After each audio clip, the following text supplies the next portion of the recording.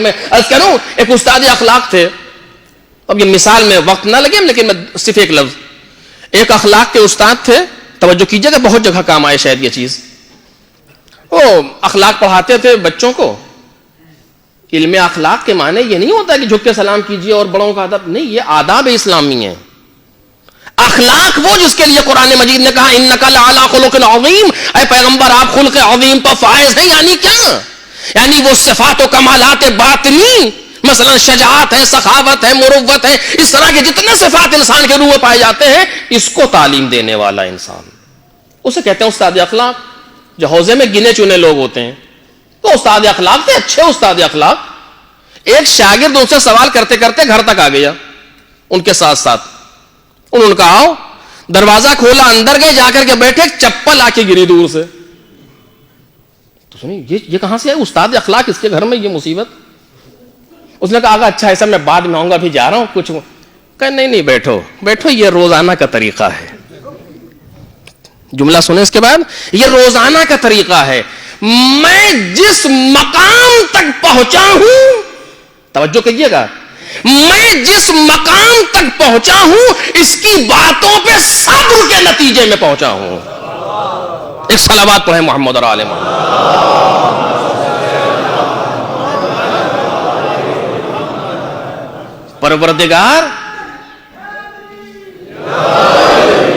پروردگار کسی کے حق کو ضائع نہیں ہونے دیتا. لا یضیع اجر المحسنین, وہ احسان کرنے والوں کے, نیکی کرنے والوں کے اجر کو ضائع نہیں ہونے دیتا. کتنے ایسے شوہر ہیں جو زوجہ کی بدکلامی پر صبر کر کے منزل کمال کو پہنچ گئے. کتنی ایسی زوجات ہیں جو اپنے شوہروں کی بدکلامی پر صبر کر کے کمال تک پہنچ گئیں. یہ آپ کے سامنے موجود ہے طریقہ, اور آپ نے دیکھا بھی ہے تاریخ میں. کوئی فرعون کی زوجہ بنتا ہے, کوئی نوح و لوط کی بیوی بنتی ہے. دونوں اپنے اپنے مرحلے پر ہیں, دونوں اپنے اپنے طریقے سے ہیں. تو اسلام ایک مذہب ہے کہ جس میں 0.1% چیزیں کیلکولیٹڈ ہیں پروردگار کی طرف سے. اب یہ کیلکولیٹڈ ہے کیسے, میں اس کو آپ کے سامنے بعد میں ثابت کروں گا. تو دسترخوان لگایا گیا آپ کے سامنے, کھانا آیا, سب حلال, جسے حلال کہتے ہیں.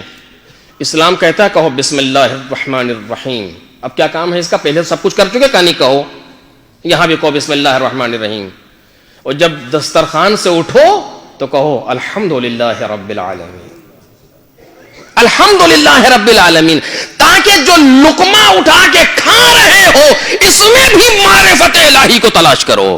توجہ کریں, نہیں بلکہ اس سے آگے کی منزل ہے. یہ تو ہم جیسے کاہلوں کے لیے ہے کہ جب دسترخوان بیٹھو تو کہو بسم اللہ الرحمن الرحیم, جب اٹھو تو کہو الحمدللہ رب العالمین. نہیں, جو خاصان خدا ہیں, جو اولیاء الہی ہیں, جب لقمے کو اٹھاتے ہیں دہن تک آتے آتے تو بسم اللہ الرحمن الرحیم, جب لقمہ ختم کر لیتے ہیں الحمدللہ رب العالمین. کیونکہ انہیں اس بات کا علم ہے اگر وہ نہ چاہے تو یہ غذا دہن میں نہیں جا سکتی, اگر وہ نہ چاہے تو گردن سے نیچے اتر نہیں سکتی. ایک صلوات کو دے محمد اور آل محمد.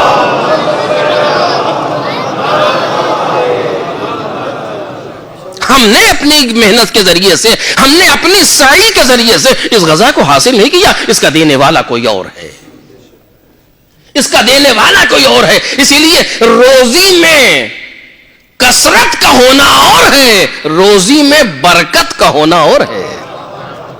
یہ دونوں الگ الگ مسائل ہیں. لوگ سمجھتے ہیں جس کے پاس زیادہ ہے کا بڑی برکت ہے. یہ کس نے کہہ دیا؟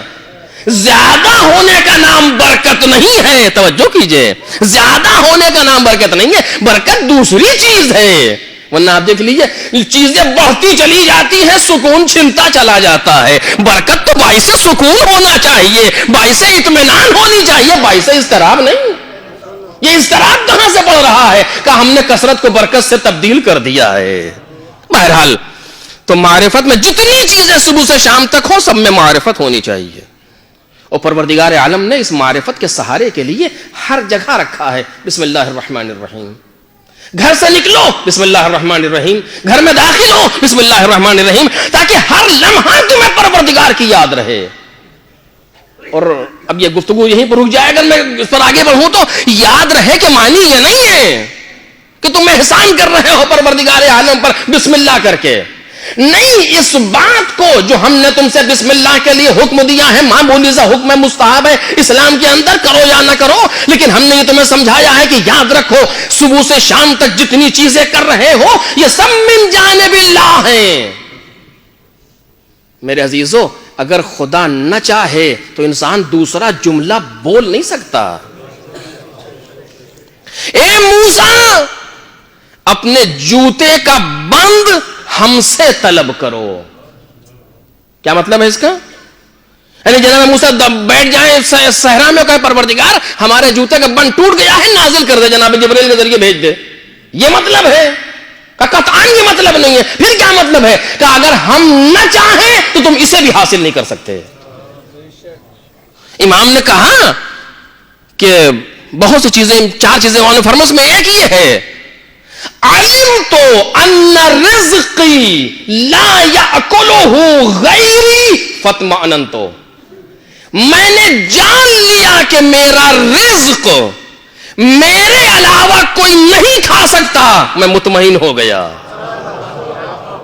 میرے عزیزو، ممبر سے بیٹھ کے ایسے جملے پڑھنا بہت آسان ہے، لیکن اپنی پریکٹیکل لائف میں اس کو اتارنا بہت مشکل ہے۔ مجھے معلوم ہے میرا رزق کوئی نہیں کھا سکتا۔ اگر آج کے ہمارے رزق میں پروردگار عالم نے ایک غذا کو رکھا ہے، کیا مجال کے بدل جائے؟ زمین اور آسمان ایک کر دیں آپ، اگر کھڑی مسور کی دال لکھی ہے تو وہی ملنے والی ہے۔ ایک صلوات پڑھیں محمد اور آل محمد۔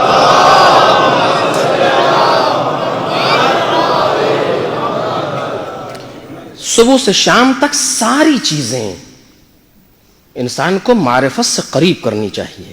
جتنی چیزیں ہیں سب معرفت سے قریب کریں انسان کو۔ ہم کائنات پہ بھیجے گئے ہیں معرفت کے لیے۔ اور میں کیسے کہہ رہا ہوں، میں نے حدیث پڑھی تھی آپ کے سامنے کہ سرکار سید الشہداء نے اپنے مجمع کے سامنے آ کر کے آواز دی، ایھا الناس ان اللہ عز وجل ذکرہ ما خلق العباد الا لیعرفوا، اے لوگوں، وہ پروردگار جس کا ذکر جلیل و عزیز ہے، اس نے بندوں کو نہیں پیدا کیا مگر یہ کہ بندے اسے پہچانے۔ اور اب توجہ کریں، جملہ دقیق ہے ذرا سا، لیکن آپ صاحب نظر ہیں۔ ما خلق العباد الا لیعرفوا، خلقت کی علت معرفت، اس کائنات میں آنے کی وجہ معرفت۔ ایسا نہیں ہے کہ پروردگار عالم نے انسان کو اس کائنات میں بھیج کر کے بڑا نہیں کیا مگر یہ کہ معرفت حاصل کرے، اس کائنات میں بھیج کر کے بالغ نہیں کیا مگر یہ کہ معرفت حاصل کرے، اس کائنات نے بھیج کر کے موقع دیا کہ معرفت نہیں، خلقت کی وجہ معرفت۔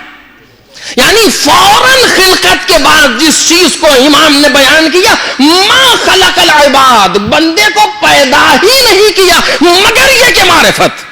اس کے معنی یہ ہے کہ جتنے کام خلقت کے بعد ہونا چاہیے سب معرفت کے لیے۔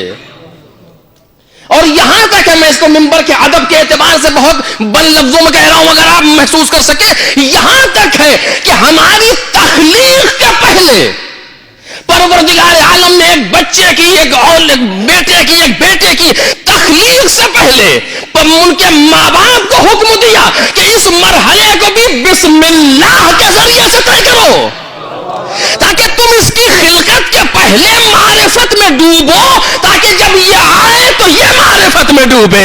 ایک صلوات پڑھیں محمد اور آل محمد۔